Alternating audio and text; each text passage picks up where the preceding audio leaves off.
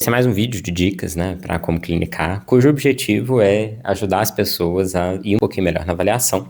Enfim, para quem não sabe o contexto, falei disso no primeiro vídeo, vou simplesmente apresentar a lista, né, para vocês de algumas máximas para ajudar. E dessa vez é para falar um pouquinho sobre linguagem e comunicação, ou como a gente gosta de chamar na avaliação, performance clínica, ok? Então, vai ser mais ou menos a mesma estrutura. Agora eu, inclusive, fui até mais, né, estruturado na forma de organizar. Vou apresentar máximas que, obviamente, são mentira, né, mas que, em regra, são verdade. Então, na hora do fazer clínico, você tem toda uma contextualização, se isso faz sentido ou não para aquele momento, e para quem quiser, né, ter um feedback específico sobre isso, eu preciso te ver atendendo, então você está convidado a fazer avaliação aqui dentro da aulas, né, seja porque você quer participar da nossa clínica, dos projetos sociais, seja porque você quer ter alguém olhando um pouquinho para como que você está atendendo e entregando um feedback de como e qual que é o caminho para você melhorar. Então, beleza. O que eu vou apresentar aqui são as máximas sobre comunicação, linguagem, né? Enfim, algumas dessas regras gerais que eu utilizo para entregar para as pessoas quando as pessoas estão com dificuldade nisso. Então, deixa eu começar com a primeira. Para de pedir para o paciente interpretar. É óbvio que em diferentes escolas isso é quase que obrigatório. O problema é que tem muita gente que isso não faz sentido da construção clínica da pessoa e ela copia isso porque, enfim, ouviu na aula e está fazendo ecletismo de abordagem que no fundo é mistureba. Qual que é a sacada aqui? É muito comum esse tipo de construção, mas como que você conecta essas duas informações? O que você pensa sobre isso? E de maneira geral, só evita de fazer isso. Por quê? Porque essa é uma muleta que vai, a médio prazo, só te atrapalhar a clinicar. A não ser que, sei lá, eu sou acepista. E aí tudo bem, né? Aí você tem um bom motivo para estar fazendo uma construção dessa maneira, mas a regra geral é que é mais interessante evitar isso. O papel de interpretar ele é ou seu ou dialético. Não terceiriza isso para a pessoa, até porque muitas vezes pode parecer que você não está escutando a pessoa direito, ok? Então tem uma parte de execução aqui que é fundamental, mas como eu vejo muita gente fazendo isso aqui em excesso, e não tem problema nenhum fazer isso aqui de vez em quando, ter acesso às fantasias que o paciente tem sobre o que ele pensa, enquanto regra, só para de pedir a interpretação dele sobre os assuntos. Beleza, segunda coisinha.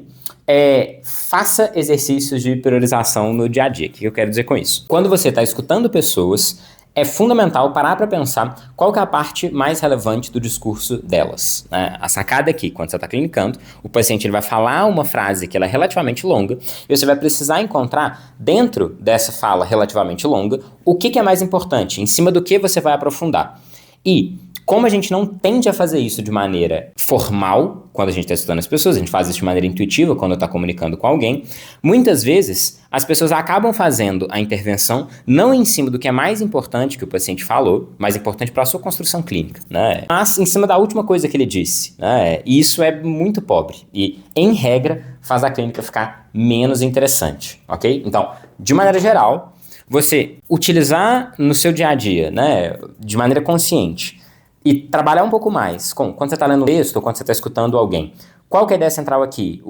Quando eu vou perguntar, em cima de qual parte do que a pessoa falou que eu tenho que perguntar? Se você está lendo um texto, você pode grifar a parte que é mais relevante. E, de novo, foi a dica que eu dei no primeiro vídeo, ser natural não é falta de estrutura, é excesso de estrutura. É quando você faz por vezes o suficiente que isso vira uma segunda natureza, que a coisa ela não parece robótica. Então não precisa ter medo de treinar isso muito concretamente. Próxima fala, né? Na verdade, essa daqui é um quote, né? Uma frasezinha que é meio que uma zoada que o Jung vai dar no Freud, mas eu acho ela muito interessante, né? A frase é: o mestre só fala uma vez. Né? E o Jung vai falar isso pro Freud, porque isso está na Bíblia judaica, no Talmud, né? E a lógica é que, de maneira geral, você não insiste em intervenções ou interpretações que você está fazendo. Se a pessoa não comprou a interpretação que você está fazendo, ou é porque a sua interpretação está errada, ou porque não é o momento de comunicar isso para a pessoa. E qual que é o problema da insistência? O problema da insistência é que tensiona a relação terapêutica do jeito menos interessante possível. Então, mais interessante é se colocar na posição, né? E aí a gente pode ter esse ensinamento bíblico de que você só fala uma vez, né? O momento... E tudo que é importante volta a apresentar-se na clínica também. Então, não precisa ter muito medo desta construção. Isso não significa que você não pode repetir uma coisa enquanto artifício retórico, né? Vou dar um exemplo bobo, mas que eu acho que ele é muito interessante clinicamente, né? Dá um dia para a pessoa, né? Faz um cumprimento formal e pergunta como que foi a sua semana. E a pessoa começa a falar, né? Como que foi no trabalho, da tia dela que tá no hospital, e não sei o que, não sei o que, não sei o que. Não, fulano, eu te perguntei como que foi a sua semana. Eu voltei e fiz, né, a mesma intervenção 2 vezes, mas essa repetição não é insistência numa interpretação. Ela é simplesmente um recurso de linguagem, para mostrar para a pessoa que o que eu falo é fundamental, ou seja, eu estou de maneira intuitiva psicoeducando a pessoa sobre como que funciona a terapia, que a linguagem tem um papel fundamental, mas mais importante do que isso, ok? É um recurso retórico para a pessoa escutar o que eu estou falando. Eu não perguntei da tia dela ou de como que foi o trabalho, eu perguntei como que foi a semana dela, não dos outros. E aí, inclusive, é uma maneira elegante de fazer uma intervenção clínica, né? Eu poderia fazer essa intervenção clínica de outras maneiras, mas o artifício retórico da repetição, esse é bem-vindo. Agora, insistir em interpretação, que não é. Outra coisa, use silêncios e intervenções baratas. O que é silêncio, né? Muitas vezes a gente fica preenchendo, principalmente a gente que está começando na clínica, você fica preenchendo a fala por angústia do silêncio. Então, mais interessante do que isso é, fica em silêncio. Pensa direito no que você vai falar. Uma coisa que arranha meus ouvidos quando eu tô vendo alguém, né, que tá começando a atender, são pessoas que trocam a intervenção no meio da intervenção. Então a pessoa começa a ir para uma direção, ela percebe que essa direção clínica não é tão interessante e ela troca a intervenção. Sendo que se ela só ficasse em silêncio por 2 segundos para pensar, ela poderia ter muito mais potência no jeito dela de falar, isso é, né, uma regra básica de retórica, mas uma outra coisa que é dar mais espaço para o próprio paciente ir para uma outra direção, porque o silêncio muitas vezes ele é clinicamente produtivo. Agora, se você não quiser ficar em silêncio, o que você vai fazer? Intervenções baratas. O que tu chama de intervenção barata? São intervenções que quase nunca estão erradas, que o custo que você paga por elas quase nunca é um custo caro. Deixa eu dar um exemplo. Repetir a última palavra que a pessoa falou e fazer cara de esperto, né? Então a pessoa tá falando alguma coisa, né? A minha relação com meus colegas lá na escola, ela é muito complicada, eu sinto que ninguém me escuta. Ninguém? Não existe erro clínico em repetir o que a pessoa falou com um tom um pouco diferente. Isso é uma intervenção barata. Se você quiser um pouquinho de tempo para pensar, esse é um bom exemplo de intervenção que você sempre pode fazer e que não tem muito custo em se fazer. Claro que é a mesma coisa do pedir para o paciente interpretar, né? Quando você faz isso em excesso, fica um pouco estranho, né? Mas se você está querendo ganhar um pouco mais de tempo, tem uma série de intervenções que tem um pouco dessa estrutura. Elas são inócuas, tanto no sentido de não serem intervenções lá muito potentes, mas também são inócuas no sentido de não fazer um problema clínico quando você faz a construção dessa maneira. Isso é definitivamente preferível a vício de linguagem, a função fática, que é o que eu comentei, né, no primeiro vídeo da série, que é, por exemplo, você comentar, a pessoa está comentando alguma coisa, você não sabe o que falar exatamente, você está ganhando tempo, você está preenchendo o espaço, e você fala entendi, entendi, sendo que você não entendeu nada do que a pessoa está falando. Então, substitua a função fática por intervenção barata, isso torna a clínica muito mais agradável, inclusive. O que mais? Trabalhe com tonicidade. Tonicidade pode ser corporal, mas dá para trabalhar com tonicidade na fala também, e eu acho que isso é muito fundamental. Um exercício que eu costumo fazer com as pessoas, né, quando eu estou trabalhando um pouquinho com isso, é repetir as intervenções que a pessoa fez. Então, se a gente está fazendo, né, um replay gravado, eu posso pegar a gravação e mostrar para a pessoa. Se não, eu anoto o que a pessoa falou, né, e como eu estou fazendo os comentários logo depois de quando ela foi avaliada, e a gente refaz a mesma intervenção, só que colocando o acento em outra palavra. Então, para um exemplo que eu já dei, né, como que foi sua semana hoje? Tem várias intervenções diferentes que você pode fazer dependendo de qual palavra você resolve acentuar, como que você vai trabalhar com a tonicidade no discurso. Então, por exemplo, mas me conta um pouquinho. Como é que foi essa semana? Essa semana, depois você pode, inclusive, trabalhar um pouquinho mais. E isso pode ser uma intervenção interessante quando a pessoa está excessivamente presa no passado. E você quer trazer ela mais para essa semana. Mas você pode perfeitamente perguntar, mas como que foi sua semana? E aí, se a pessoa estiver falando sobre o que aconteceu na semana dela, que normalmente é como as pessoas respondem, como que foi sua semana? Então, mas eu perguntei como que foi sua semana. Como que foi ela para você? E você pode fazer isso acrescentando mais palavras ou mudando a tonicidade da frase, né? Não ficou muito claro no exemplo aqui que eu dei, porque eu estou tentando falar rápido para o vídeo não ficar longo. As pessoas reclamam que eu faço vídeos muito longos, mas tudo bem. A sacada se você muda a entonação, você muda a intervenção. E de maneira geral, pessoas que não trabalham colocar entonação nas falas e que tem uma fala muito robótica, primeiro, fica um atendimento menos potente e segundo, você cria muito menos possibilidades na linguagem, que é basicamente uma das poucas ferramentas que a gente tem para trabalhar na psicologia. Então, tem que saber trabalhar com tonicidade. Outra coisa, essa aqui é uma dica mais para atendimento online, mas ela vale no geral. Se você não usa o corpo, desliga a câmera.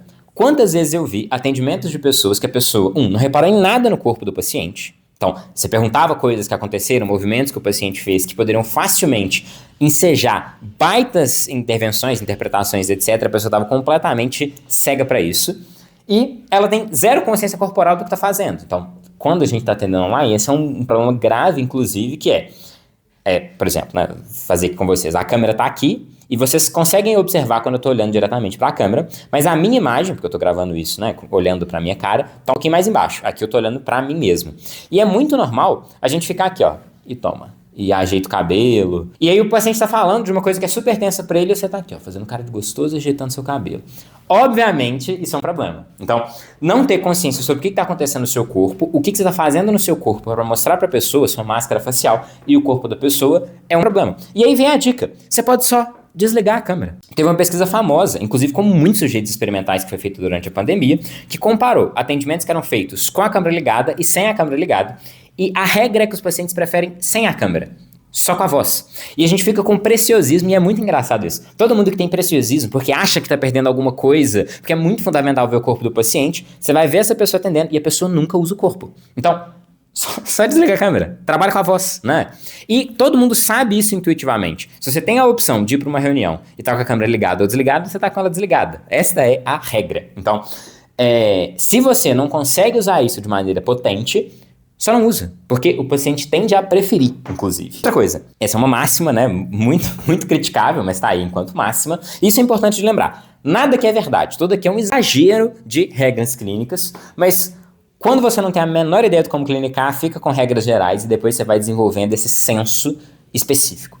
Mas enfim, não existe intervenção errada, existe não saber lidar com as consequências. Então, nossa, mas e se eu falar uma coisa pra pessoa e isso não tiver nada a ver com o que a pessoa tá falando? Ótimo! O novo tema da terapia é como é que é não ser escutado. Como que é fazer terapia com alguém que não te escuta, que é incompetente ou qualquer coisa assim. Traz pra relação terapêutica. E isso muitas vezes pode ensejar muita coisa interessante na terapia. Então, ter mais a noção de que a qualidade de uma intervenção depende menos do que a pessoa está apta ou não a ouvir. Então, traz a sua leitura contextual menos para o sujeito e mais para você. O que você consegue bancar? E aí, progressivamente, conseguir bancar um pouquinho mais, aprimorar-se clinicamente. Outra coisa, essa é bem importante, inclusive. Faça perguntas estranhas. Simplesmente mudar o registro da fala muitas vezes é fundamental na construção da clínica. Aqui eu escrevi pergunta de segunda ordem. Qual que é a sacada aqui? Imagina que a pessoa está descrevendo uma determinada sensação que ela está tendo. Está falando de uma angústia que ela está sentindo, mas ela não sabe exatamente nomear. E se você vira para a pessoa e pergunta, mas onde no seu corpo que você sente essa angústia? Essa é uma pergunta que provavelmente ela não parou para refletir. É uma pergunta um pouco mais estranha do que a pergunta o que você está sentindo, ou de onde isso veio. Mas se você vira para a pessoa e pergunta, tá, mas qual que é a cor dessa sensação? Ok, agora a gente já está no registro de perguntas um pouquinho mais estranhas. Ou você pode ir chutar a porra do balde logo e falar assim, não, mas quando você sente, né, fecha os olhos, sente um pouquinho, né, tenta relembrar da última situação em que você sentiu, né, essa angústia que você não está conseguindo nomear direito. Você consegue dar um nome próprio pra isso? Você fala, Alberto. Mas quem que é Alberto? E aí vai, investiga quem que é Alberto, significa quem que é Alberto. Aqui eu tô dando um exemplo específico, mas a sacada é, quanto mais você sair do registro óbvio do que a pessoa tá falando, melhor. Quantas vezes eu não vi, assim, atendimentos que pareciam uma afronta para a inteligência intelectual da pessoa que está sendo atendida. A pessoa está lá, né, e ela está contando que ela está tendo dificuldade de estudar, e aí a pessoa pergunta, mas você está dormindo direito? Porra, a pessoa está dormindo direito, sabe? Então, claro que o óbvio, vez ou outra, tem que ser perguntado, mas a depender do modo com que você faz isso, primeiro, isso é afrontoso e desrespeitoso, então tem que tomar um pouco de cuidado com intervenções que você está fazendo, porque a pessoa tem esse problema às vezes há anos. E você vai como terapeuta e dá a solução mais retardada possível em 5 minutos que você começou a ouvir a pessoa. Isso é grosseiro demais. E muitas vezes isso é lido como desrespeitoso, né? E acaba quebrando o vínculo terapêutico. Mas, tirando isso, você tem várias outras situações em que perguntas de segunda ordem são interessantes. Por exemplo, quando o discurso da pessoa está muito pronta. Então, a pessoa está falando de um término que aconteceu aos 15 anos. É bem provável que essa história já tenha sido passada na cabeça dela tantas vezes, que ela já contou para tantas pessoas, tipo assim, essa história, que não existe apego nenhum emocional à história mais. Ela não tá te contando a história. Ela tá te contando a história de como ela conta essa história pros outros. É isso que ficou na memória dela. E aí, fazer uma pergunta que tira a pessoa desse personagem pré-pronto é fundamental. E pergunta estranha serve exatamente para isso. Traz muito pro aqui e agora fazer perguntas estranhas. Outra coisa, fale a mesma língua que o paciente ou apresente o seu dialeto. Né? Qual que é a sacada aqui? Se eu tô falando com um paciente que é profundamente religioso, psicologicamente, o sujeito é cristão, por exemplo, né? Conseguir utilizar uma metáfora bíblica é obviamente potente. Falar na língua do sujeito é sempre mais potente. Agora, uma outra alternativa que você tem é ensinar para ele o seu dialeto. Então, a psicoeducação entra muito bem aqui. Né? Claro que isso vai depender um pouquinho de como que funciona a sua clínica, qual que é a sua abordagem de preferência, etc. Mas, de maneira geral, para muitas escolas da psicologia, é um dos objetivos, se não o objetivo da clínica, fazer o sujeito ter independência, ele ser terapeuta de si. E isso muitas vezes inclui ensinar para a pessoa como que terapia funciona. Às vezes isso é feito de maneira explícita, falando o conceito. Às vezes isso é feito de maneira implícita, mostrando como que acontece. Então, não necessariamente você precisa falar que uma vida em que você tem mais contato com as coisas é uma vida mais saudável. Ou uma vida que você está menos fusionado com as suas ideias é uma vida mais saudável. Você pode simplesmente demonstrar isso para a pessoa ao longo da clínica. É só porque é mais fácil fazer falando se você está começando a clinicar. Menos normalmente é mais, né? Acho que eu já comentei isso no último vídeo, não vou entrar muito nisso. Isso daqui é legal. Isso daqui é sobretudo quando você está interrompendo o paciente, eu acho que ela é uma dica legal, que é repetir é menos interessante do que elaborar, que é menos interessante do que completar. Muitas pessoas usam da técnica do espelhamento, basicamente dizendo de volta para o sujeito o que ele acabou de dizer. Isso não é um problema, isso entra como intervenção barata, inclusive, né? Que, de novo, em excesso, às vezes fica rígido e problemático, mas uma sacada que é interessante é a seguinte, a pessoa se sente muito mais ouvida quando você sintetiza o que ela acabou de dizer, ou seja, adiciona ao que ela acabou de dizer, do que quando você simplesmente repete. E ela se sente ainda mais ouvida quando você completa o pensamento. Não tem nada que cria uma sintonia maior entre dois sujeitos falando quando você é interrompido, de maneira educada, para a pessoa completar o que você está a fim de dizer. Isso significa que a pessoa está ouvindo, que vocês estão em sintonia. Então, é uma maneira de trabalhar escuta de maneira mais ativa e que ajuda a fazer a construção da relação terapêutica. Então, não é, em regra, um problema acrescentar coisas no que a pessoa está dizendo. Mas no meu referencial teórico é o sujeito que né, só o paciente tem a posição epistêmica de dizer da própria vida e é ele que precisa interpretar, é ele que precisa significar. Não, aí beleza. Aí a sua abordagem é estranha e é a exceção, mas esta é a regra geral. O que mais? Para de falar coisas sem sentido. E aí parece que isso se contradiz com dizer coisas estranhas, mas sem sentido sem um objetivo com isso. A real é que, uma vez que você domina a técnica, você vai falar muitas coisas sem um sentido específico, porque você está simplesmente executando a técnica. Mas, sobretudo quando você está começando, fazer a pergunta ou melhor ainda, guiar as suas intervenções clínicas com hipóteses de base é sempre melhor. Então, quando você está começando, é preferível você, sempre que você for perguntar alguma coisa, ter uma hipótese lastreando essa pergunta. Evite perguntas que são simplesmente para saber mais do caso. Então como é que foi? Se o como é que foi não te leva nenhuma informação adicional, se você não tem nenhuma hipótese para ser testada, só não pergunta sobre isso, pergunta sobre uma outra coisa. Eu acho que esse é um jeito muito simples, uma dica muito concreta para ajudar na parte de interpretação, que é, inclusive, o próximo vídeo, né? Mas tudo bem. E a última, né? Essa foi uma frase que ficou famosa, é um meme interno aqui da Altos, que uma vez, né? Isso tem muitos anos, né, na minha época de faculdade ainda, uma pessoa foi tirar uma dúvida num grupo de estudos, e ele perguntou o seguinte: olha, de vez em quando eu tenho, né, uma dificuldade com a minha namorada, porque ela sente que eu tô meio que atendendo ela enquanto a gente namora, né? E aí eu falei com ele: olha, se a sua namorada, né, sente um incômodo que parece que você tá atendendo ela, só que você só é namorado dela, de duas uma, ou você não sabe clinicar ou você não sabe namorar, porque é muito parecido as duas coisas. E aí, enfim, obviamente isso é uma piada, mas qual que é a sacada aqui? Todas as coisas que eu falei, você pode perfeitamente treinar elas, e elas são muito úteis para se comunicar na vida, no geral, fora da clínica também. Então, todas as coisas que estão aqui colocadas te fazem uma pessoa mais interessante para conversar, te fazem uma pessoa, né, mais interessante para se relacionar com, te fazem um orador melhor na hora que você está dando uma aula. Então, no fundo, comunicação, né, é mais ou menos a mesma estrutura. Existem algumas especificidades da clínica, mas elas são muito menores do que a gente tende a imaginar que elas são. Então, no mínimo, dá para treinar esse tipo de coisa na vida, treinar se comunicar melhor, treinar a fazer intervenções mais potentes quando você está conversando com alguém. E isso é útil para a sua clínica, mas também é útil para a sua vida.